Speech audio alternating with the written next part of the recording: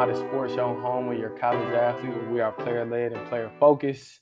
On today's episode, we are sitting down with Tulane linebacker Makai Williams, a Texas product out of Cibolo Steel. Yeah, so Makai Williams, Texas product out of Cibolo Steel High School. Makai Williams, okay. Yep. Makai Williams out of Cibolo Steel High School, where he built a reputation as one of the most productive defenders in the state, finishing as the program's all-time leading tackler. Since arriving at Tulane, he's been working his way into the rotation, appearing in multiple games for the Green Wave, and continuing to develop his game. Guys, help me welcome Makai Williams to the Modest Sports Show. I appreciate you coming on. Man, I appreciate you, dog. Yeah. So today, the icebreaker question for you, I always like to start off with an icebreaker question. Being from Cibolo Steel, and me being from Alabama, my fiance actually posed this icebreaker. So she said, with you being, now down here in New Orleans, what is a recommendation for a spot, food? It can be anything, whatever comes to mind. Like when you're in New Orleans, what is something you have to do? You got to go to Niao's Cafe. Okay. There's a steakhouse too. They got a couple stuff under that brand, but that was probably one of the first spots I hit when I came here. Okay. And it just blew my mind away. I'm not gonna lie. And so every time my family comes down and my cousins or whoever, I always take them to Niao's. They say either Niao's or Neo's, same difference, but okay. Yeah. So, and then she posed the question to me too, because normally I don't answer the question. When you're in Alabama, we live in Tuscaloosa right now, so where UA is.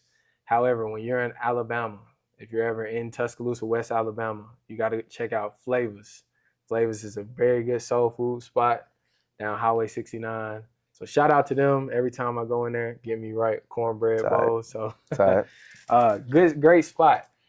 So for today, man, I would say, very interested in learning more about who you are as a person, your journey, and just kind of like your perspective on college football, college athletics, where it's trending to. So, man, I first want to start off with, what is something about Makai that people misunderstand? A lot of people think I'm pretty like stuck up or stern or, all those kind of characteristics that kind of fall under that umbrella when they kind of first perceive me. A lot of people think that, oh, I thought you're going to be mean, or I thought you're going to be this type of way. Nah, that's not who I am. I don't just come off as rude or anything like that. Like I might just have like a face, right? A RBF. But man, I love everybody that I meet. It's just a certain type of unconditional love that, like, if you're in my life, you're here for a reason. Okay. Now, who is Makai off the field? I'm a philanthropist, entrepreneur. I like to invest. I like to help out the community, partner with Son of a Saint. If you don't know what Son of a Saint is, it is a nonprofit organization that raises youth men in the city of New Orleans who has fathers that's either been incarcerated for 5.5 years or 5+ years, or murdered in the streets of New Orleans. So I've been a big part of their program, and I'm going to start a nonprofit kind of taking what I've learned in New Orleans, partnering with Son of a Saint, and what I've learned in Texas, which is just those big complexes where it's the multi-sport and physical therapy practices. Because I truly believe in that sports brings out the best in us. And a lot of times we use sports as a platform to be heard, to be seen. And a lot of those things that I think young men here in New Orleans and all across the country don't necessarily have. Yeah. Now, okay, so when we were setting up, I noticed you mentioned you and my fiance was asking about your kit, your streaming bag. Yeah. And so that paired with the entrepreneurship and just kind of like, where do you get that? It sounds like you got your hands in a lot of different pots. Like, where do you get the energy, the motivation to do those things? It's just energy. I don't know. I couldn't tell you, like, with our schedule, but the motivation for sure is try to impact others on a certain level. And I think that if I can just either bring a business to them or do something for them, or, I think God put us on this earth to serve. Okay. So as long as I'm doing that, I'm happy. And that's kind of what I want to do for the rest of my life. Okay. So you grew up in Cibolo still? Cibolo, yes, sir. Cibolo still. Yeah, you're good. Right. Cibolo, Cibolo. Okay. It's funny. You know what's funny is a lot of people say Cibolo, Yeah. and it kind of reminds me of how people say instead of New Orleans, it's like New Orleans. Yeah. You know what I mean? For some reason. New Orleans. Yeah. I see that. Cibolo still. Okay. Because my view of Texas, these are the towns that I hear. So I hear Duncanville. Yep. I hear was it Pflugerville? Pflugerville. Yep. Of course, Dallas, Houston, those big areas. You have like South Lake Carroll and Austin, Westlake, and all that stuff. Yeah, Westlake. Yeah, I've heard of that. So, in terms of like, I guess, how would you compare, growing up in Cibolo still to some of those other places? What was it like growing up there for you? It was nice. It was very rural, so you could probably go down the street and see a few cows. Okay. But it was close enough where like you can get everything you wanted. The HEB, which some of y'all that don't know what HEB is, it's like a Texas-owned produce Walmart version, right? Okay.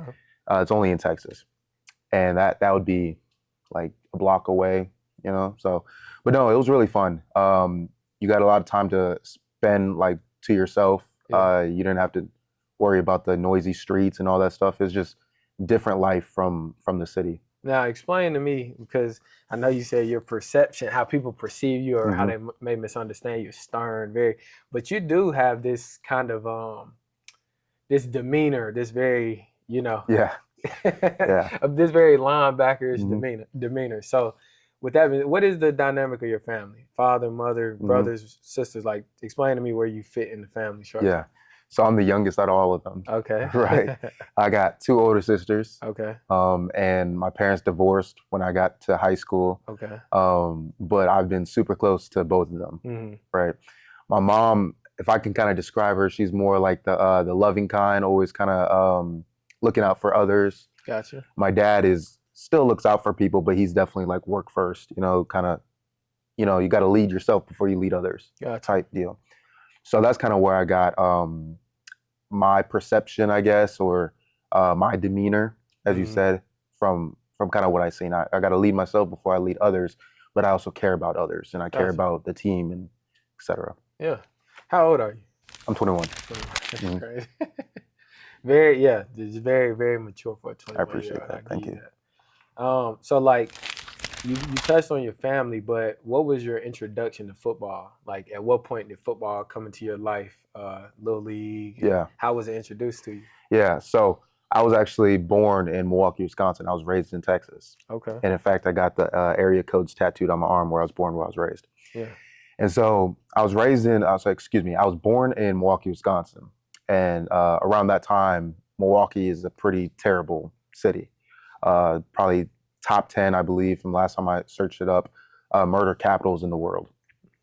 And so my dad, as I'm growing up in Milwaukee, my dad made the conscious decision to just like, we got to get out of here. Football is kind of a way out. I didn't understand that. My dad played semi-pro, right? Okay.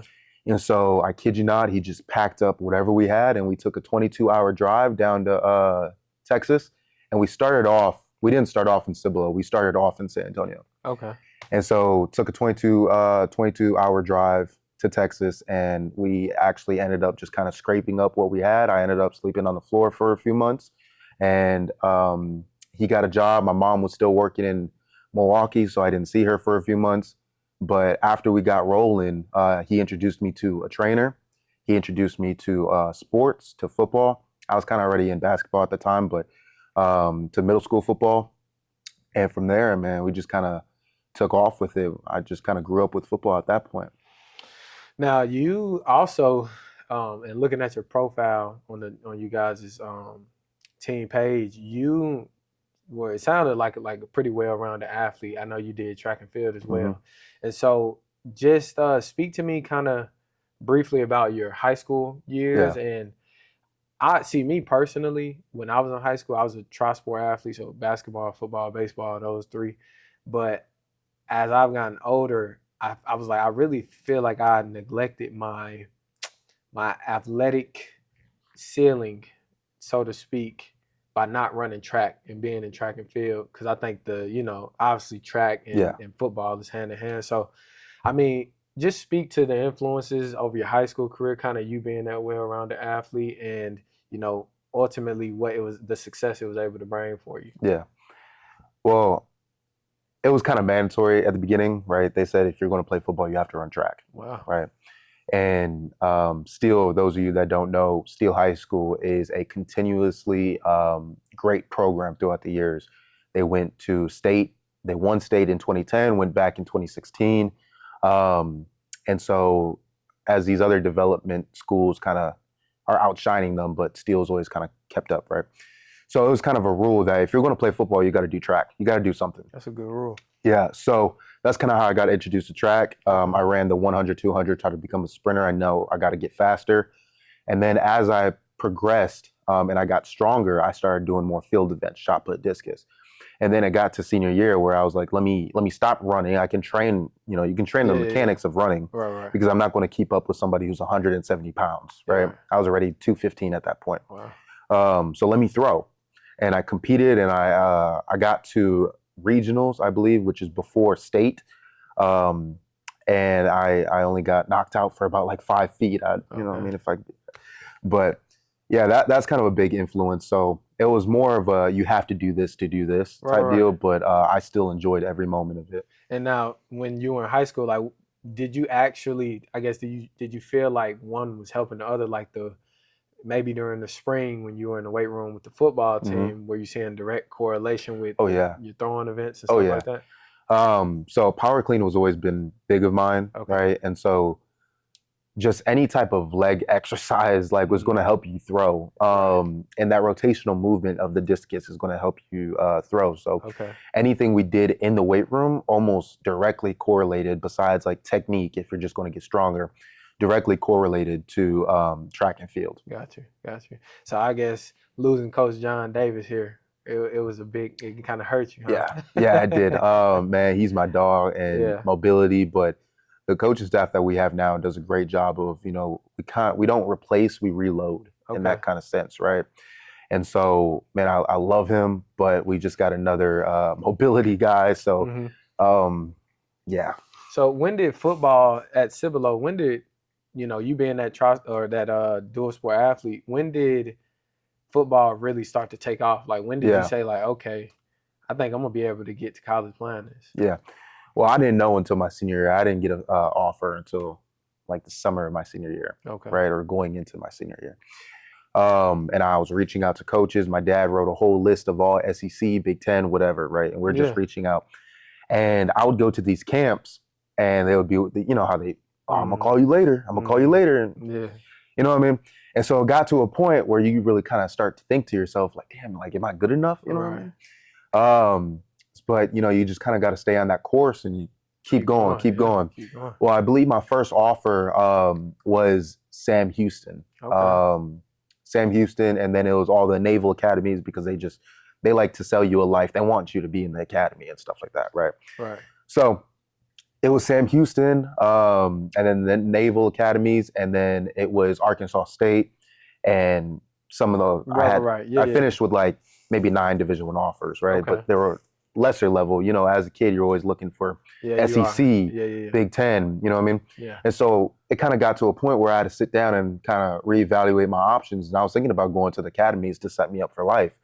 But as a kid, after a lot of conversations, I had to make the decision of where I'm going to be after football. Yeah. And that's kind of where, luckily, Tulane stepped in. And I knew about their education, did a little bit of research on them. And I said, hey, the money's going to come later. You know what I mean? I understand where NIL is kind of going after I came out of high school. But the money, if I do my job and I go pro, that's where the money is. You know what I mean? Let me graduate with a top 50 institution in the nation. Okay. So that's kind of my plan and going on. And I actually have a fun story after. Okay. So yeah. That's dope. I mean, and so I kind of want to go back because we are gonna get into some like NIL and state of college now. But going back to like Cibolo Steele, right? Yeah. Just touch on briefly, what was the culture like at that school? I mean, you mentioned you guys pretty much having what sounds like a pretty strict strength and conditioning program, and I'm a firm believer, right, in any sport and at any high school level, if you got a very good strength and conditioning program, you're probably gonna have a very good athletic program in each sport. So, just touch on maybe your coaches that you had and some of your trainers there. Yeah, well, coaches first and foremost. We had guys that really cared about their kids. Okay. Right. That's not like that everywhere. We had a guy that was in charge of connecting us to colleges, and that's definitely not like that everywhere. No, right. Especially in the high school level. Yeah. We also had kids who wanted to learn and wanted to get better because whether they didn't have anywhere else to go or they didn't want to move to, Duncanville or whatever. So we were all just kind of in the place where we got to get this done type mentality, and coaches were all for it. Right. Right. And so, man, we would lift probably 3 or 4 times a week, just like we do now. We would come in. There would be incentives if you came in the morning based on a point system. Okay. There would be incentives if you came after school based on a point system. Yeah. And of course, like if you get the most points, you would get like a shirt. And we did like rankings on the shirt. Yeah. You'd have a white shirt, you would have a black shirt, you would have a gold shirt. And it was kind of like everybody understood like that's where the hierarchy is. Right. So okay. So I guess what was the highest shirt? That was gold. Gold shirt. Mm-hmm. So could you earn a gold shirt like as a freshman or sophomore? You could, but that's very difficult. It would also, so they take in a lot of stuff, right? There's 4 phases. Okay. Phase 1 is just winter training. Phase 2 is like mat drills. Gotcha. Right. Phase 3 is like summer trainings. Mm. Phase 4 is fall the camp. actual fall camp. Right. And so you would really earn your stripes probably phases 1, 2, and maybe 3. Right. Okay. And so the point system would go, like I said, if you come in the morning, if you get like athlete of the week, if you come after school, if you got good grades, etc. Right. But it was really like who lifted the most, you know what I mean? So it would be hard for a freshman to come in. We also did 40 times, and based on whatever math they did, they took your body weight, did the 40 time and how much you lifted, and you got your it's like a athletic scale. Yeah. You know what I mean? And then number 1 would have the most points, etc. So I'm seeing actually, or I'm hearing in real time kind of the influence. It sounds like kind of the person you are today kind of has a foundation in some high school athletics too, with your coaches and the program, and sounds very, very militant, I guess, so to speak. Now, so what was it like becoming that guy in high school? I know you only said you had 9 D1 offers, but when you start to, in high school, you start to get a few offers, right? It's like, okay, the girls start noticing, folks teachers start maybe, hey, you feel me? Yeah. So like, what was that like? You starting to get the offers and stuff? Man, it was wild. I'm not gonna lie. It was less about offers and just kind of what I would produce, because everybody would come to the games coming from a rural area. Yeah. People, man, grandma, grandpa will come out and see you play. Yeah. And so even if they didn't know I had offers, they knew who I was because I would put up like 20 tackles, the next game. Yeah. So it got to a point where, and I'll never forget, it's kind of crazy, where I'm at the gas station, filling up my car, and some dude comes running out of the gas station, and I'm like, hold up, like, hang on now, right? Yeah. And it's a grown man. He goes, hey, like, let me get a picture with you, like, how you doing? And I'm like, okay, cool, like, you know what I mean? But there's always drawbacks. You got people in school that's kind of jealous and all that stuff. So it's a very tricky dynamic, but it's fun. Okay. So talk to me. Now we make it through summer. We get through football season. Now it's time to make a decision, right? Now you touched on Tulane. What stood out about Tulane at the time, but what were some of the other options that you were considering? And what was it, I guess, that finally about Tulane, aside from the academic part, that gave it that nudge, like, okay, this is where I'm going and this is where I'm going to spend my next 4 years? So that's perfect, because I'm going to get into my story right now, right? Right. So I wasn't even supposed to come to Tulane, right? I took a visit to Arkansas State, and Arkansas State has a history of letting other schools buy out their coaches, right? And so they've built all this money up, and there's a lot of land, so they built on top of the land, right? And so they probably have Power 5 equipment everywhere you see, right? It also helped. I asked, like, hey, like, can we bring a car on campus? Yeah, they said as a freshman, you can bring a car on campus. Perfect, right? And so, crazy enough, we flew into Memphis, and we flew in late, so we had a whole problem and all that stuff, and tickets are expensive because, it's not just me, it's my dad, my mom. This is on official visit, right? So we fly into Memphis, and then we go to Arkansas State. I like it. I love the uniforms. They have this nice gray uniform. I'm like, I can see myself wearing that, right? Right.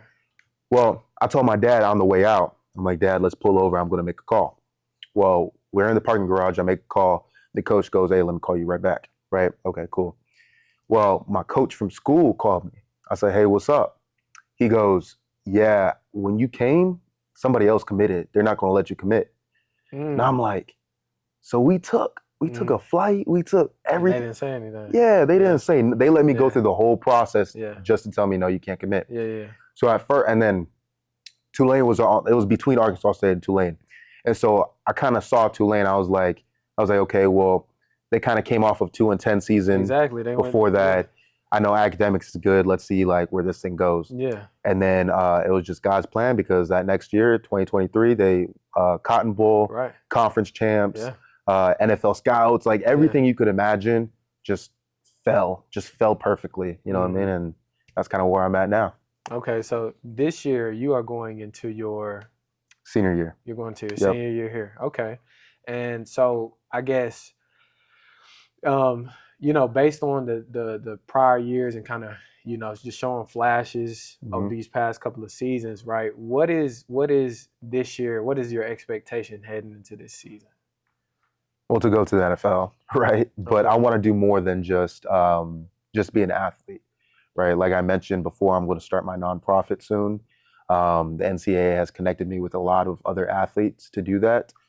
So it's going to be less about, I want to do all these stats and I want to do all this and I want to go to the NFL and make this much money. Like I said earlier, it's more about how many people can I impact this year? You know what I mean? How many people can I, maybe if I see somebody, I could pay for their meal. Maybe I could start my nonprofit, get it up and running. Because like I said, my mindset from when I came in here to now has not changed. It is, I'm going to work for my spot. The transfer portal is great, you know what I mean? But I'm still going to work for my spot. I'm at a school that I love. I love the people, and I'm going to get to where I'm going to get. Gotcha. Now, with that being said, how have you individually adjusted to, this new coaching staff change? Yeah. You got Coach Summerall out, Coach Hall in, and a few other pieces of staff. Yeah. So what has that been like for you? It's been fun. It's still a learning process, and I can tell that with the transfer portal, you kind of have to, no matter where you are, you kind of have to teeter on the line of being too hard on somebody and not, because people will just, nowadays, people will shut off and just leave. Yeah. Right. Yeah. But that's why I'm so blessed to have their trust in me, because now we as players become the enforcer. Yeah. You know what I mean? Let the coaches, talk X's and O's. You can be more like a liaison, like kind of like if a guy is considering leaving, it's like, okay, well, hey, let's talk, let's be teammates. Yeah, exactly. So that's kind of the dynamic that we have right now, but I'm looking forward to the season and everything they got going on. Got you. So like, I want to, and with what you just saying that, like, kind of what is your perspective on NIL now? It was crazy. It just was crazy to me, because let me tell you, so I was class of 18. So when I was in high school, oh my bad, this guy. Oh, geez. So I'm only 25, hell. But so I was class of 18. When I'm in high school, right? It's 2013, 2014, 15, whatever, and it was just like, man, it was like night and day. Even my little brother. So I got a little brother who he played at Kentucky with me. He done been a few places, but he's at Southern Miss now. And so watching his recruitment versus like when I didn't get heavily recruited either, but just guys that I knew being recruited while I was in high school, it was like it sounded more like it was the end of an era when I was in high school. Like you had camps, but you were going to camps if you were already considered one of those guys, and it was more like you still emailing film, still, you get what I mean? So I say all that to say, for you, like, just hell, walking into the facility, you got the streaming bag, and it's a different day and age, and you guys can profit, monetize off your lives, not the content necessarily, but just showing everybody what you do truly on the day-to-day. And so it was just funny to see that walking to. I'm like I remember Jalen Hurts at Bama with dreads, with locks. So it's a new ball game. But for you, I mean, what does what does all of this mean to you? What does it mean for you? What does it do for you? You know, like kind of how you're able to share with the world. Man, it makes me proud. It makes me excited that we're moving forward to a new day and age. There's a flip side of that I know we're going to kind of get into later. Mm-hmm. But the fact that a lot of people can share and profit off of themselves, because being a college athlete is hard, and a lot of people don't necessarily understand that. They think that we get free stuff and we get free books and we get to go to class for free, and that's just the end of it. Right. When in reality, half the time they don't have to wake up at 5 a.m. every day. Sacrifice. They don't have to go to sleep at 10 p.m. because you got to prioritize watching film and doing your homework. You know what I mean? So a lot of people don't understand that. So I'm very proud and happy that this has transitioned into you can do what you love and also get paid for doing it. Yeah. Now there is a flip side to that, which is okay. And I think I'm gonna put my journalist analyst hat on when I say this. So last summer or heading into this past season, you kind of saw like this paradigm shift. So you had Nico, the situation at Tennessee, where okay, we want more money, right? But the coaching staff is not budging. We don't feel like you're worth that dollar amount, and as a result, we're gonna let you walk. And so I think when the floodgates open for transfer portal and NIL, the power kind of completely went to the players, because it's like now if this coach is telling me something and I don't feel like it's the truth, I can walk. Yeah. Whereas before I could walk, but I'm gonna have to go sit. Yeah. So now in this day and age, like where we are in terms of you guys having, I feel like the players got more power, you know, than the coaches. Like, man, I don't even really know how to phrase the question. It's more like, what is your thought on it? Yeah, so same thought that I had coming into it, and I actually wrote a 7-page paper because I was in class and we actually talked about this, right? Okay. And so my thought is that with the NIL stuff, that I think the NCAA, and I was actually at the NCAA headquarters, and I told them I saw this. that. Yeah. My thought is that it needs to be regulated a little bit better. They kind of pushed it out without a salary cap, because if it's moving from amateurism to professional, right, I think we need to at least have a cap like we do in professional football. Okay.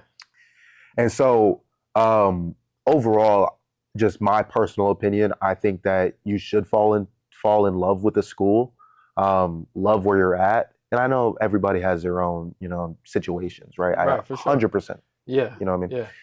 But overall, I think you should love where you're at, love the people, love the coaches. Coaches going to in and out. That's just life. Mm-hmm. You know what I mean? But go somewhere where if you have the opportunity to get an education where you couldn't get at before, why not do it? You know what I mean? I probably would never have gone to Tulane if it wasn't for football. I'm gonna be real. You know what I mean? A lot of people say student athletes, but sometimes it's the other way around. You know what I mean? It is. Yeah. But yeah, that's kind of my opinion, and I think they should just put a cap on it, because I personally don't like seeing athletes getting $8 million or $10 million deals and incentives and all that stuff.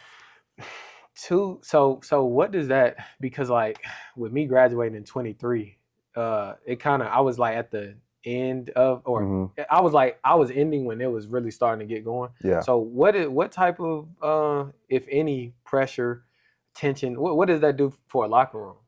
Like at a school like Tulane? Man, that just Tulane's a little bit different, right? Because we don't have the money like those bigger schools. So you'll never see somebody walking around with $8 million in their pocket. Okay. But we also do a good job that we don't boast about it. Okay. Right. I think the coaches do a good job making sure that's not the case. Gotcha. But overall, I think we're here for a mission. We've had many successes without the need for NIL. You guys have Cotton Bowl and 4 championship appearances in back-to-back years. Right. So I don't think it's as big as it is here as it is somewhere at like Alabama or Tennessee or some of those bigger schools. And it's crazy too, because just back to the transfer portal though, like Brian Denny at Alabama, they in the quad they have like a tradition where each team captain puts their hands in the footprint like in the wet pavement, so it's there forever. And I just it's crazy because with the way that it's going now in the rotation, it's like so many guys leaving, they don't get to build that legacy. Yep. You know what I mean? Yeah. So just crazy. But I want to ask, what is something, and you touched on it briefly, but what is something that fans misunderstand about Tulane, about Makai, about Yeah. college athletes in general? I think same thing. Like they think it's kind of easy. You know what I mean? I see a lot of hate more often than not on players off of Twitter, Yeah. on coaches off of the AD. Yeah. Just hey, what are we doing? The program is going to going down. And I will say this, that the people that pat you on the back for winning are also going to yeah. quick to tweet out when you're losing. Right, so yeah. it's hard to you can't really you can take it as a grain of salt. You know what I mean? Yeah. So I guess that's just the only thing, is people really misunderstand the work that gets put in from the level as a player all the way up to the AD. Okay. Now this is a new segment. I was thinking about this, something to add the other night in closing. We can ready to get up out of here. But okay, so teammates wise, all right, we're gonna ask you some teammate questions. Who is the funniest on the team? Funniest on the team, I'm gonna go with Jack Chinchu. Jack Chinchu. Okay. Yeah, Jack Chinchu. What position? Safety. Safety. Okay. Yep. Where is he from? He's from man, where is he from? That is a great question. I gotta ask him that. Okay. Here, you know where he's from, Jack Chinchu? I want to say Mississippi, but that could be so wrong. If he's from Mississippi, Memphis, that kind of. He went to Troy. Okay. Transferred with Coach Summerall, and then ended up staying here. Okay. Who is the strongest? The strongest in what term? Body Let's weight say or overall? Yeah. I'm gonna give it to myself. Okay. Yeah. Okay. So what you pushing? What you push on the bench press? Bench press, my max about 380. JC got me on the bench press, but what position? He's also linebacker. Okay. JC be pushing really well. So you mean to tell me you lifting more than your lineman? Who? Landry? No. Anybody, your lineman. Like, what are some of your linemen? Yeah. Not just in your position. I'm talking about not in your position. You know what I mean? Yeah. No, linemen me and JC are up there with linemen. Okay. For sure. Yeah. Okay. But that's what I'm thinking overall. I got up to like 375. So yeah. No. Overall. Yeah. My max power clean is 380. Okay. My max squat is in high 500s, just like JC. Me and JC, and maybe you'll get to meet him, have him on for the next guest or something. Yeah, that'd be dope. But he pushes weight as well. Me and him always. And so are you more of a boundary back or to the field? I kind of do both. I'm the Mike. I'm to the field inside. I got you. But I'd play Mike and Will. Okay. All right. So let's see. Who is the most athletic? Who's the most athletic? Jump the highest. He does crazy. He might hit 2 backflips in a row. Like who's the most athletic? TJ Smith. TJ Smith. Would you agree with that, cameraman? Yeah, I can see that. Yeah. Okay. TJ Smith. What position is TJ? He's all around position. He's cornerback. Okay. He's cornerback, spear. He can pretty much go around. Yeah. Okay. Who can eat the most? Eat the most. Jackson Dupree. No, actually, he's been losing weight. JC can't eat. Yeah, JC, the other linebacker I talked about. Yeah, he can eat the most probably for sure. All right. And then lastly, in team conditioning, mat drills, right? Who finishes the first every time? Like Warren Roberts. Warren Roberts. He's like you like this. Yeah. He doing this? Yeah. He's our bandit. So edge rusher, right? Outside linebacker.